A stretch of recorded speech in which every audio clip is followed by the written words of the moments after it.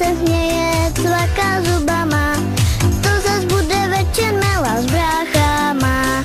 Mami, mami, ve mně do zoo, nebudu už nikdy zlobit, jo.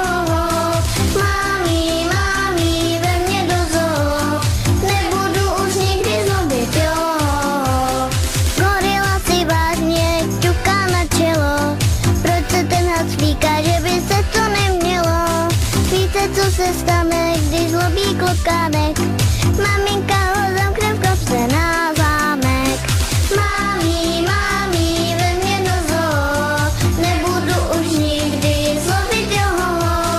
Mami, mami, ve mně do zoo, nebudu už nikdy zlobit, jo.